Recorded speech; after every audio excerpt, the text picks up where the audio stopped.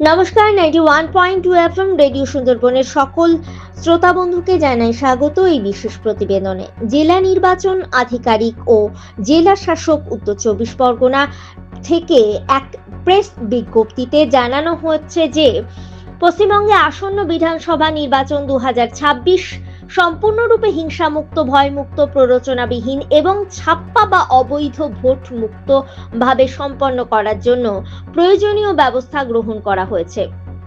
কোনো প্রকার বুথ দখল, বুথ জ্যামিং বা ভোটারদের ভোটদান থেকে বিরত রাখার ঘটনা যাতে না ঘটে সে বিষয়ে বিশেষভাবে নজরদারি করা হবে।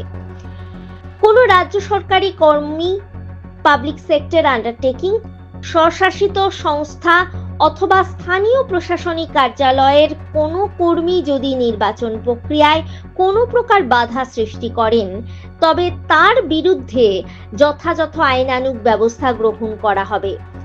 প্রয়োজনে তার বিরুদ্ধে এফআইআর দায়ের করা হতে পারে।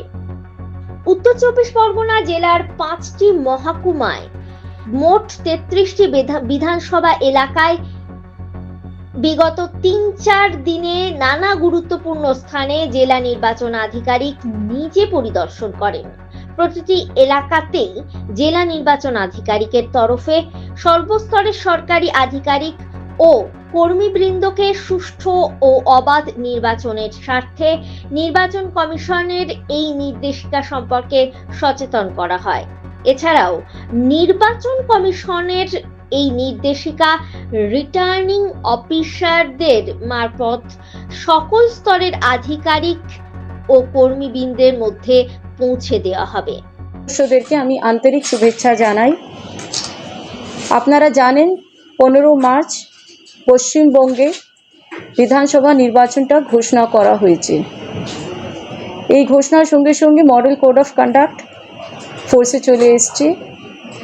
এখন election commission of India and chief secretary West বেঙ্গলের অফিস থেকে কিছু নির্দেশিকা ইস্যু করা হয়েছে।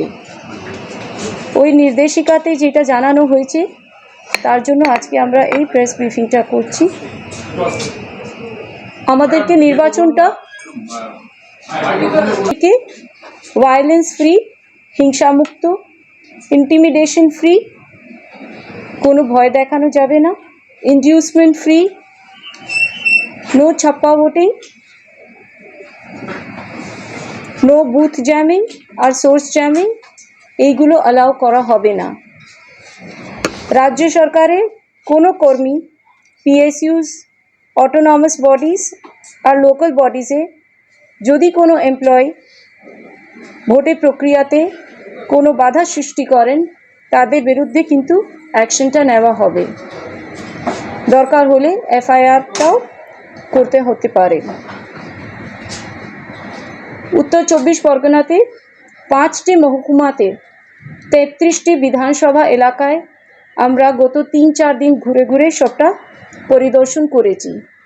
রিটার্নিং অফিসার্স, ওদের আধিকারিকবৃন্দ এবং কর্মীদের সঙ্গেও আমরা বসেছি। ওদেরকে এই নির্দেশিকাটা আমরা জানিয়ে দিয়েছি এবং আমরা আশা করি এবং কমিটেড আছি কি উত্তর 24 পরগনায় এই নির্বাচনটা ফ্রি অ্যান্ড ফেয়ার পোল আমরা করতে পারবো। এই প্রেস ব্রিফিংয়ে আসার জন্য আপনাদের সবাইকে আমরা ধন্যবাদ জানাই। ধন্যবাদ।